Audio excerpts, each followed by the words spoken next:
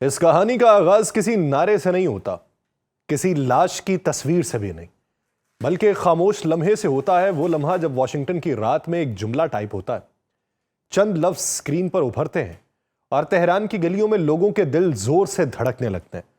دنیا کے طاقتور ترین عہدے پر بیٹھا شخص کہتا ہے کہ ہم تیار ہیں، ہتھیار بند ہیں اور انگلیاں ٹریگر کے قریب ہیں۔ یہ محض دھمکی نہیں ہوتی، یہ اعلان ہوتا ہے کہ اب مظاہرہ صرف سڑک پر نہیں رہا، اب وہ عالمی سیاست کے کمرے میں داخل ہو چکا۔ ایران کی سڑکوں پر جلتے ہوئے نعرے، نوجوانوں کی آوازیں اور سینے پر لگی گولیوں کے بیچ ایک اور محاذ کھلتا ہے۔ ایک طرف وہ لوگ ہیں جو لاٹھی، آنسو گیس اور گولی کے سامنے کھڑے ہیں، اور دوسری طرف وہ طاقت ہے جو سمندروں کے پار بیٹھ کر کہتی ہے کہ اگر خون بہا تو ہم کود پڑیں گے۔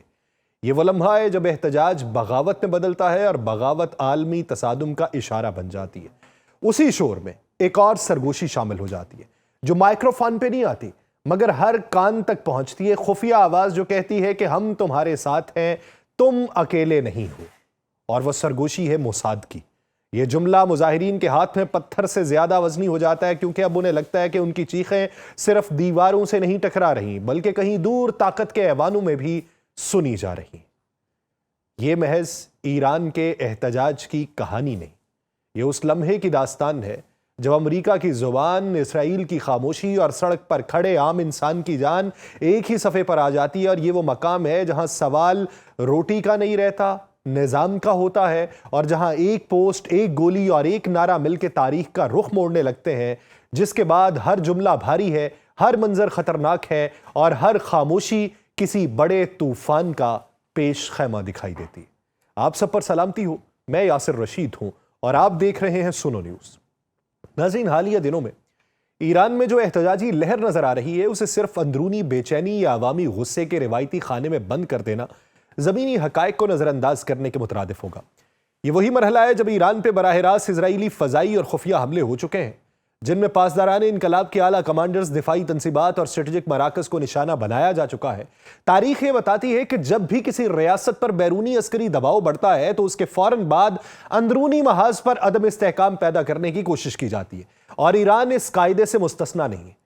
اسرائیل کی ایران پالیسی کوئی نئی نہیں ہے۔ 2010 کے بعد سے مسلسل ایرانی سائنٹسٹ کی ٹارگٹ کلنگ، نیوکلیئر تنصیبات پر سائبر حملے اور شام اور عراق میں ایرانی مفادات پر بمباری اسی طویل حکمت عملی کا حصہ ہے، جس کا حتمی مقصد صرف نیوکلیئر پروگرام روکنا نہیں بلکہ ایرانی ریاستی ڈھانچے کو اندر سے کمزور کرنا ہے۔ موجودہ احتجاج اسی سلسلے کی اگلی کڑی کے طور پہ دیکھے جا رہے ہیں، خاص طور پہ اس لیے کہ یہ مظاہرے براہ راست ان حملوں کے بعد شدت اختیار کرتے ہیں، اور یہ تب کرتے ہیں جب بنجامن نیتن یاہو اور ڈونلڈ ٹرمپ کی ملاقات ہوتی ہے۔ اہم بات یہ ہے کہ ان مظاہروں کی کوریج کا مرکز کہاں ہے۔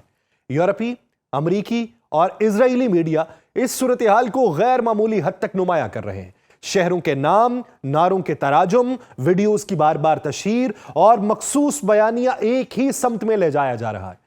سوال یہ نہیں کہ احتجاج کیوں ہو رہا ہے، اصل سوال یہ ہے کہ اسے عالمی سطح پر کس طریقے سے پیش کیا جا رہا ہے اور کس مقصد کے لیے۔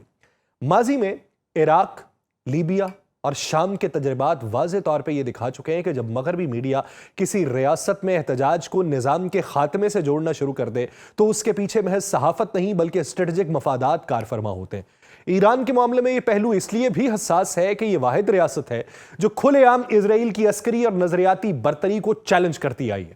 فلسطینی مزاحمت کی عسکری، مالی اور سیاسی پشت پناہی ایران ہی کرتا رہا ہے۔ حزب اللہ، حماس اور دیگر مزاحمتی گروہوں کی بقا ایران کی پالیسی سے جڑی رہی ہے۔ ایسے میں اگر ایران کمزور ہوتا ہے تو اس کا فائدہ صرف تل ابیب کو نہیں ہوگا، اس کا فائدہ امریکہ کو بھی ہوگا، ایرانی عوام کو فائدہ نہیں ہوگا۔ یہی وجہ ہے کہ سپریم لیڈر آیت اللہ علی خامنائی کا کردار اس پورے منظرنامے میں مرکزی حیثیت رکھتا ہے۔ مغربی بیانیہ انہیں ایک سخت گیر حکمران کے طور پہ پیش کرتا ہے، مگر زمینی حقیقت یہ ہے کہ ایران میں ریاستی تسلسل، عسکری توازن اور علاقائی مزاحمت کا محور یہی قیادت رہی ہے۔ عراق اور شام کی مثالیں سامنے، جہاں مرکزی قیادت کے کمزور ہوتے ہی ریاستیں ٹکڑوں میں بٹ گئیں۔ ایران میں ایسا نہیں ہوا، اور اس کی بنیادی وجہ مضبوط مرکز، واضح نظریہ اور ادارہ جاتی کنٹرول تھا۔ ایران کے اندر اختلاف رائے ہمیشہ موجود رہا، مگر ریاستی سطح پر اسے کبھی مکمل خانہ جنگی میں تبدیل نہیں ہونے دیا گیا۔ یہی وہ فرق ہے جو ایران کو لیبیا اور شام سے الگ کرتا ہے۔ خامنائی کی قیادت میں ایران نے نہ صرف معاشی پابندیوں کا مقابلہ کیا بلکہ دفاعی صنعت، میزائل ٹیکنالوجی اور علاقائی اثر و رسوخ میں اضافہ کیا۔ یہ وہ حقائق ہیں جنہیں نظر انداز کر کے صرف احتجاجی نعروں پہ فوکس کرنا تجزیہ نہیں بلکہ پروپیگنڈا ہوتا ہے۔ اہم نقطہ یہ ہے کہ حالیہ مظاہروں میں جو شاہ نواز نعرے نمایاں کیے جا رہے ہیں ان کا زمینی وزن کتنا ہے؟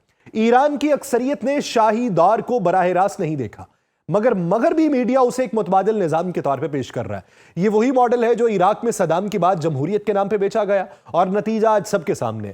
اس بیانیے کا مقصد عوام کو ریاست سے بدزن کرنا ہے، نہ کہ کوئی قابل عمل سیاسی متبادل دینا۔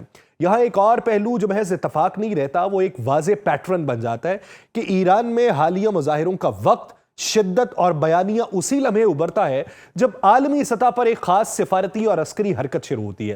جیسے ہی ڈونلڈ ٹرمپ اور بنجامن نیتن یاہو کی ملاقات ہوتی ہے، مغربی میڈیا میں ایران کے خلاف ایک نیا بیانیہ گردش میں آ جاتا ہے۔ یورینیم کی افزودگی بڑھانے کے الزامات دوبارہ سرخیوں میں آتے ہیں۔ وہی دعوے، وہی الفاظ، وہی خدشات جنہیں پہلے بھی کئی بار استعمال کیا جا چکا ہے، اور عین اسی دوران ایران کے مختلف شہروں میں احتجاجی مظاہروں کی خبریں سامنے آنا شروع ہو جاتی ہیں۔ یہ منظر پہلی بار نہیں دیکھا جا رہا۔ ماضی میں بھی جب ایران کے جوہری پروگرام پہ دباؤ بڑھایا گیا یا اسرائیل نے کھلے یا پوشیدہ انداز میں حملوں کی دھمکی دی تو اندرونی سطح پر بے چینی کو نمایاں کرنے کی کوشش کی گئی۔ مقصد سادہ تھا، ایک ہی وقت میں ایران کو دو محاذوں پر مصروف رکھا جائے۔ ایک طرف بیرونی دباؤ، سفارتی تنہائی اور ممکنہ عسکری کارروائی کا خوف، اور دوسری طرف اندرونی استحکام کا تاثر۔ یہی وہ حکمت عملی ہے جسے جدید جنگ میں ہائیبرڈ وار کہا جاتا ہے، جہاں گولیاں کم اور بیانیہ زیادہ استعمال ہوتا ہے۔ ٹرمپ اور نیتن یاہو کی ملاقاتوں کا ریکارڈ خود اس بات کی تصدیق کرتا ہے کہ ایران ہمیشہ ان کے ایجنڈے کا مرکزی نقطہ رہا ہے۔ 2018 میں جب ٹرمپ نے جوہری معاہدے سے یک طرفہ طور پہ علیحدگی اختیار کی تو اس کے فوراً بعد ایران میں معاشی دباؤ، کرنسی بحران اور احتجاجی بیانیہ عالمی میڈیا میں نمایاں ہو گیا۔ اب ایک بار پھر ملاقات کے فوراً بعد یورینیم کی افزودگی پر شور مچایا جاتا ہے۔ حالانکہ ایران بارہا یہ کہہ چکا ہے کہ افزودگی بین الاقوامی قوانین کے دائرے میں اور دفاعی ضرورت کے تحت ہے۔ سوال یہاں پر یہ ہے کہ اگر ایران واقعی اچانک خطرناک حد تک آگے بڑھ رہا ہے تو یہ الزامات صرف مخصوص سیاسی لمحات پر ہی کیوں سامنے آتے ہیں؟ یہ رپورٹس خاموشی سے کیوں نہیں آتی؟ انہیں مظاہروں، ویڈیوز اور سوشل میڈیا ٹرینڈ کے ذریعے کیوں جوڑا جاتا ہے؟ اس کا جواب یہی ہے کہ اصل ہدف جوہری پروگرام نہیں بلکہ ریاستی اعتماد کو توڑنا ہے۔ عوام کے ذہنوں میں یہ تاثر بٹھانا ہے کہ بیرونی خطرہ دراصل اندرونی قیادت کی وجہ سے۔ یہ قابل غور ہے کہ جیسے ہی ٹرمپ اور نیتن یاہو ایران پہ سخت موقف اپناتے ہیں، یورپین دارالحکومتوں اور امریکی تھنک ٹینک سے ایک ہی زبان بولی جانے لگتی ہے، ایران کو غیر مستحکم، قیادت کو دباؤ اور نظام کو کمزور دکھایا جائے۔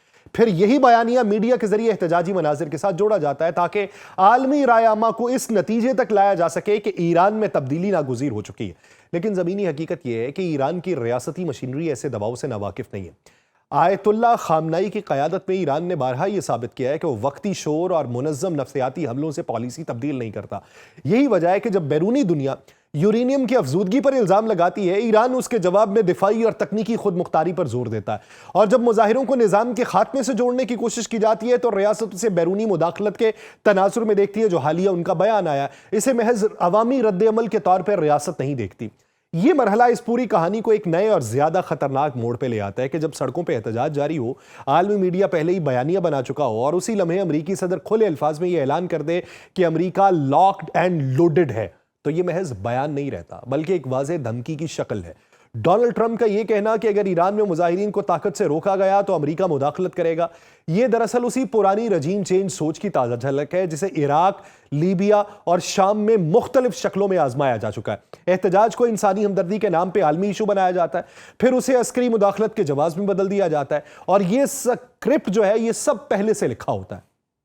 امریکی اسٹیٹ ڈپارٹمنٹ کا بیان بھی اسی تسلسل کا حصہ ہے، جس میں ایرانی عوام کی ناراضی کو دہائیوں کی ناکامیوں سے جوڑا گیا۔ معیشت، پانی، بجلی اور زراعت کا ذکر کیا گیا، پھر فوراً ایران کے علاقائی کردار اور جوہری پروگرام کو نشانے پہ لایا گیا۔ یہاں یہ بات قابل غور ہے کہ احتجاج اگر واقعی صرف معاشی مسائل پہ ہوتا تو بیانیہ بھی وہیں تک محدود ہوتا، مگر جب گفتگو دہشت گردی، تحادیوں کے خلاف کارروائیوں اور جوہری تحقیق تک پہنچا دی جائے تو یہ واضح ہوتا ہے کہ اصل ہدف جو ہے یہ عوامی مسائل نہیں بلکہ ریاستی پالیسی ہے۔ اسی دوران ایک اور خطرناک پہلو سامنے آتا ہے جو اس پورے منظرنامے کو مزید مشکوک بناتا ہے۔ اسرائیلی خفیہ ادارے موساد سے منسوب سوشل میڈیا سرگرمیاں اور پس پردہ پیغامات، جن میں ایرانی مظاہرین کو یہ باور کروانے کی کوشش کی جا رہی ہے کہ ہم تمہارے ساتھ ہیں، یہ اس احتجاج کو اندرونی سے نکال کے کھلی بین الاقوامی مداخلت کے دائرے میں لاتا ہے۔ یہ پہلی بار نہیں ہے کہ موساد یا اس سے جڑے نیٹ ورکس کسی ملک کے اندر احتجاجی تحریک کو اخلاقی اور نفسیاتی سہارا دینے کی کوشش کر رہے ہوں۔ ماضی میں بھی ایران کے اندر سائبر حملے، پروپیگنڈا نیٹ ورکس اور خفیہ رابطوں کے الزامات سامنے آتے رہے، جن کا مقصد سڑک پہ موجود ہجوم کو یہ احساس دلانا ہوتا تھا کہ عالمی طاقتیں ان کے پیچھے کھڑی ہیں۔ اور یہ وہ مقام ہے جہاں احتجاج اپنی فطری شکل کھو دیتا ہے اور ایک ہائبرڈ جنگ کا حصہ بن جاتا ہے۔ جب مظاہرین کو بیرونی خفیہ اداروں کی جانب سے حمایت کے اشارے ملنے لگے اور دوسری طرف امریکی صدر براہ راست فوجی تیاری کی بات کر رہا ہو، تو ریاست کے لیے یہ محض احتجاج نہیں رہتا، قومی سلامتی کا معاملہ بنتا ہے۔ اور ایران کی قیادت اسی تناظر میں ان مظاہروں کو دیکھتی ہے، نہ کہ صرف انتظامی یا معاشی ناکامی کے رد عمل کے طور پہ۔ یہ بھی اتفاق نہیں ہے کہ اسی دوران یورینیم کی افزودگی کے الزامات ایک بار پھر شدت سے اٹھائے جا رہے ہیں۔ ایک ہی وقت میں 3 محاذ کھول دیے گئے، اندرون ملک احتجاج، بیرونی میڈیا کا دباؤ اور عسکری دھمکیوں کا شور۔ یہ وہی دباؤ کی ٹرائی اینگل ہے جو کسی بھی ریاست کو دفاعی پوزیشن پہ لانے کے لیے استعمال کی جاتی ہے۔